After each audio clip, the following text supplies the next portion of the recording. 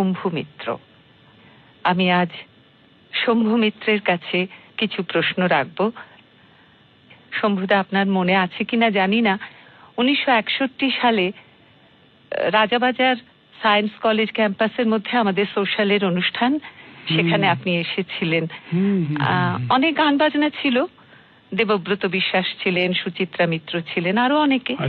তার মধ্যে আবৃত্তির অনুষ্ঠানে আপনাকে আনা হয়েছিল, চেষ্টা করা হয়েছিল তৃপ্তিদিকেও আনতে, কোনো কারণে বোধহয় আসতে পারেননি। তো যখন আপনার নাম ঘোষণা করা হলো, আমরা এক ঝাঁক ছেলে মেয়ে মিলে আমরা দৌড়ে গিয়ে বসে পড়লাম। তো আপনি অনেক ছোট ছোট কবিতা আবৃত্তি করেছিলেন। আমার একটা কথা মনে আছে, সেটা বললেই বোধহয় আপনার মনে পড়বে। তার কিছুদিন আগে নিউ এম্পায়ারে আমরা পুতুল খেলা দেখতে গিয়েছিলাম। তো পুতুল খেলায় সেই ঝুলন কবিতার আবৃত্তি ছিল, তৃপ্তিদি যেটা করেছিলেন। তো আপনাকে বলা হলো ঝুলন কবিতা করবার জন্য। আপনি সঙ্গে সঙ্গে বললেন, না, ওটা তৃপ্তিকে করবার জন্য আমরা বলেছি, ওটা তৃপ্তিই করে। সেই কথা নিয়ে অনেক দিন পর্যন্ত আমাদের মধ্যে খুব আলোচনা হতো। তো যাই হোক, হ্যাঁ, ওটা আমি সাধারণত অনেক জায়গায় বলেছি যে ওই কবিতা আমি তৃপ্তিকে দিয়ে দিয়েছি, ওটা আমি করি না। হ্যাঁ, এইটা নিয়ে আমাদের খুব মজা হতো। আর আমাদের খুব ইচ্ছে ছিল আপনার কাছে শোনার। তো আপনি সেই পথ বেঁধে দিল বন্ধনহীন গ্রন্থি, এটা শেষ কবিতা করতে করতে আপনি আর কি বেরিয়ে গিয়েছিলেন মঞ্চ থেকে। সেটাও আমাদের কাছে একটা চমক। তা আসলে সেই দিনটি থেকে এই আজকের দিন পর্যন্ত আমরা একই রকম মুগ্ধতা, সম্ভ্রম, খানিকটা সংকোচ সব নিয়ে আপনাকে দূর থেকে দেখতাম। খানিকটা দূর নক্ষত্রের মানুষ বলেই মনে হতো, খুব সাহস হতো না আপনার সামনাসামনি গিয়ে কিছু বলার। তা আজকে যখন একটি সুযোগ হলো, তখন কয়েকটা প্রশ্ন আপনাকে করব। আপনার ভেতরে সেই অনুভব বোধ ছোটবেলা থেকেই ছিল, সঞ্চিত ছিল, কিন্তু যাদের মধ্যে নেই সেই বোধ নেই, অথচ তারা আবৃত্তি করতে উৎসাহী, তাদের কি সেই কবিতাটা কারুর কাছে, যারা বয়োজ্যেষ্ঠ বা যারা এসবের সঙ্গে যুক্ত আছেন, তাদের কাছে বুঝে নেওয়া দরকার? তাতে অনেকখানি সুবিধে হয়। এইসব কথা বলা বড় না কেন, এটা আপনি বলবেন একটু। হ্যাঁ, এই বলা বড় শক্ত। যার মধ্যে আছে, মানে উপলব্ধিটা কোন স্তরে আছে তার উপর নির্ভর করে। তো হ্যাঁ, সেটা পড়ে আরো দিনের পর দিন সেই চর্চা অনুশীলন। আমার জীবনে আরেকজন দাদা ছিলেন, সে বড়দাদি বন্ধু যতীনাথ দা। তিনি একদম কবিতা পড়তেন না, কেয়ারও করতেন না, মানে ওই বলতেন ওসব কবিতা টবিতা আমি বুঝি না। কিন্তু আমি দেখেছি যে কবিতা বা কোন নাটক পড়লে তার অন্তর্নিহিত যে মানেটা তিনি এত ভালো করে বুঝতেন যে সেটাও খুব মানে দুর্লভ বলে মনে হতো। তা এরকম কার উপলব্ধি কোন স্তরে আছে তার উপর নির্ভর করে। এবং অনেক সময় থাকে কি, ওই গুরুর মতন কেউ কোনো একটু কথা বলল আর তাইতে ধূপ করে চলে গেল মনের মধ্যে বোধটা, তা সেই রকম হয়ে যায় কারু কারু। হ্যাঁ, ওর তো কোনো বাঁধা পথ নেই যে এইরকম করে সেখানে সরে সরে, আর ওরকম করে হয় না। আমার তো ধারণা বাঁধা পথ নেই। ওটা কে কার কাছে কি পায়, কে যে শিখতে চায় সে শিক্ষু, সে তো খুঁজে বেড়াবে কে বলি না যে কোথায় আমি পেতে পারি সেই যেটা ইগনাইট করবে। তা সেইটা খুঁজতে খুঁজতে কখন কোন সামান্য লোক বেলা বয়ে যায় বলল, তখন দুম করে মনের মধ্যে একটা ভাব এসে গেল। না, এইটা তো নির্ভর করে না কার যে কোথায় কখন জ্বলে উঠবে ভেতরকার বোধটা, সেটা তো বোধহয় অঙ্ক কষে কি বলা যায় আমি জানি না। আমারও তাই মনে হয়। তবু আজকাল দেখি অনেকে আবৃত্তিকে স্বরলিপির মতো করে তাকে খুব চুল চিরে বিশ্লেষণ করে বোঝাতে চাইছেন ছাত্রছাত্রীকে।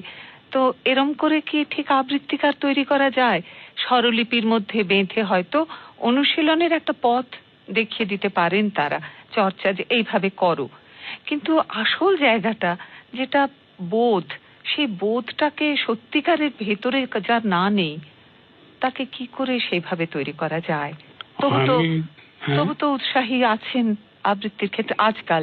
আজকাল তো আবৃত্তির একটা জোয়ার এসেছে বলা যায়। আমি জানি না আপনি আজকালকার এই প্রজন্মের ছেলে মেয়েদের আবৃত্তি আপনি শোনেন কিনা, শুনেছেন কিনা। তা আপনি এই সম্পর্কে আপনি একটু বলুন, তাদের উপকার হবে হয়তো। আমি তো বুঝতে পারি না যে স্বরলিপি, আমার সামনে কেউ স্বরলিপি করে দেখায়নি যে স্বরলিপি করা যায়। কি করে স্বরলিপিটা করা হবে আমি জানি না। আমাদের বাংলা স্বরলিপির যে চেহারাটা আছে তাতে করা যায় না, এটা আমি জোর করে বলতে পারি। আর অন্য স্টাফ নোটেশনে যায় কি না, কেউ কেউ বলে যায়, তা আমি সেটা বলতে পারবো না। আমি খুব অল্প বয়সে বীরভূম ট্রির, যতদূর মনে পড়ছে বীরভূম ট্রির একটা শেক্সপিয়ারের কোনো একটা অংশ বলেছিলেন তিনি, সেইটাই একটা স্টাফ নোটেশন দিয়ে করা ছিল একটা বইয়ে, খুব সম্ভব ড্যানিয়েল জোনসের বইয়েতে, মনে নেই।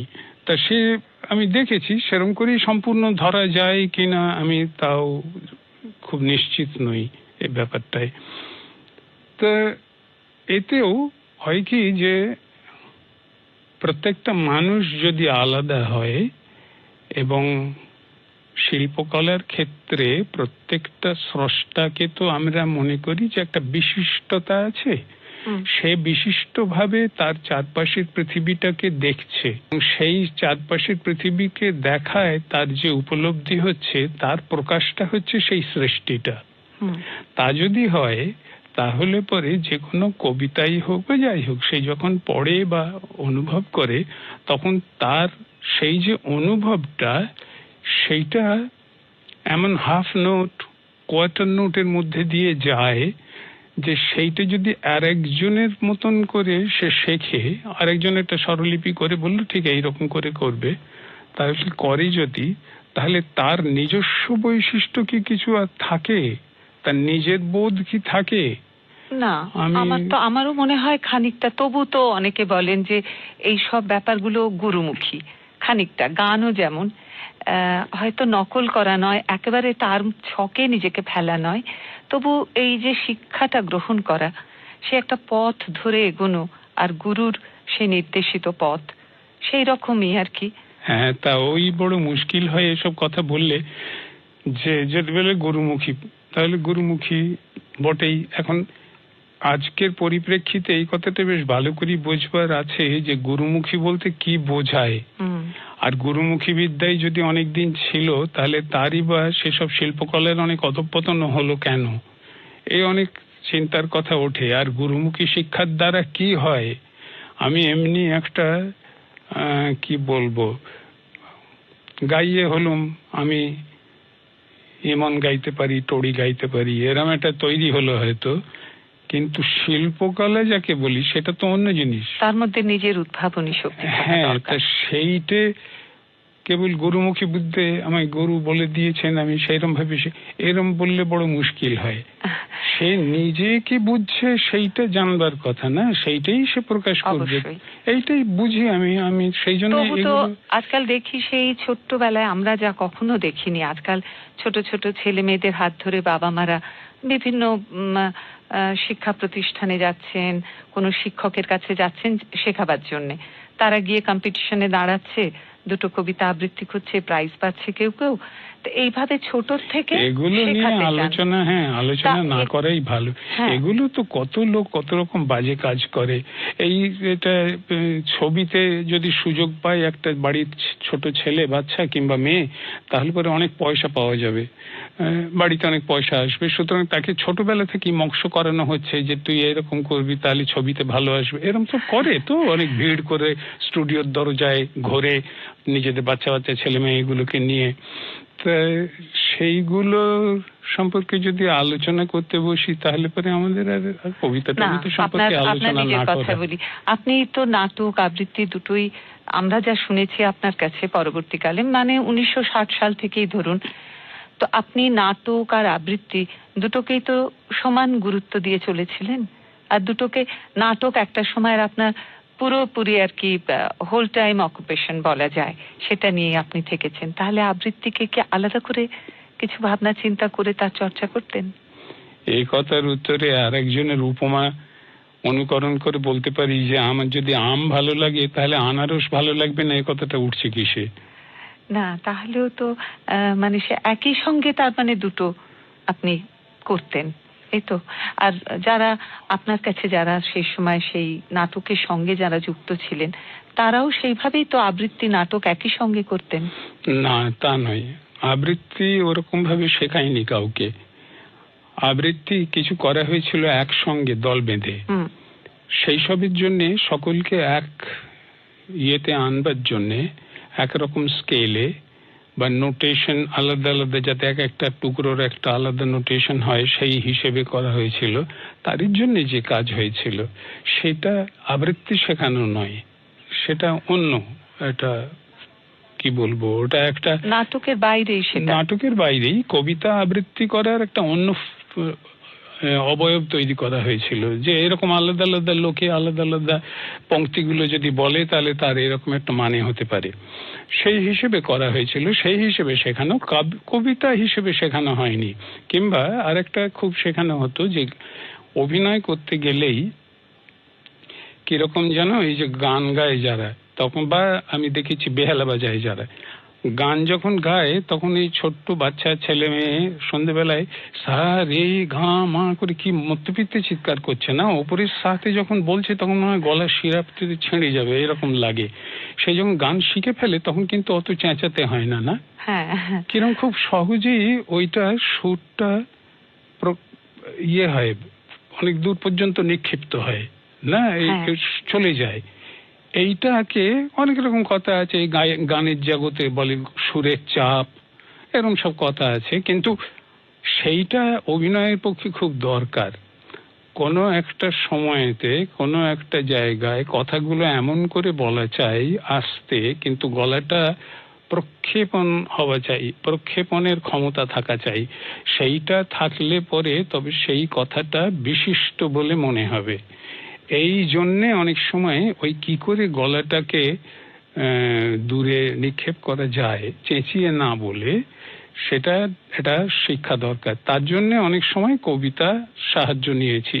যেমন এরম ছিলই, সেটা এখন অনেকে করে শুনেছি, যে ম্লান হয়ে এলো কণ্ঠে মন্দার মালিকা, হে মহেন্দ্র নির্বাপিত জ্যোতির্ময় টিকা, এই কবিতা আছে। এই কবিতা করা হতো কেন না, ওই কবিতায় ওই গলাটাকে খুব ইয়ে করা হতো, চেঁচানো হচ্ছে না। যেমন আমি অন্য হে কুমার হাস্য মুখে তোমার ধনুকে দাও, এ বললে যে আমার গলাটা যে নোটে যাচ্ছে ওপরে চড়াতে হচ্ছে, সেই গলাটা নয়, এটা একটা অন্য গলা, যেই গলাটায় আমি গলাটা ইয়ে করতে পারি, প্রজেক্ট করতে পারি, সহজ স্বাভাবিক যে গলা, হ্যাঁ, তারই মধ্যে অথচ আওয়াজটা দূরে যাচ্ছে। এটা যেমন শিখতে হয়, গানে শিখতে হয়, ঠিক সেই রকম করে এটাও এতে শিখতে হয়। সে তার জন্য কবিতা ব্যবহার করা হয়েছে হয়তো, যে এইগুলো করলে গলাটা ছাড়বে, করতে পারবে, কিন্তু কবিতা শেখায়নি বোধহয়। আমাদের অবশ্য অনেক তো আপনার সম্পর্কে কথা শুনেছি, ওই যে বললাম দূর থেকে শোনা। তো আর একটা কথা, যে আগেকার অনেক আবৃত্তিকার যারা ওই বলেছি যে অভিনেতা অভিনেত্রী হিসেবেই যাদের জানতুম, তো তাদের রেকর্ড শুনে দেখেছি যে তাদের আবৃত্তির মধ্যে একটা খুব সুরের একটা প্রাধান্য থেকেছে, কেমন একটা সিং সং ড্রল যাকে বলা হয়। রবীন্দ্রনাথের আগেকার অনেক কবিতার মধ্যে সেই সুরটা থেকেছে।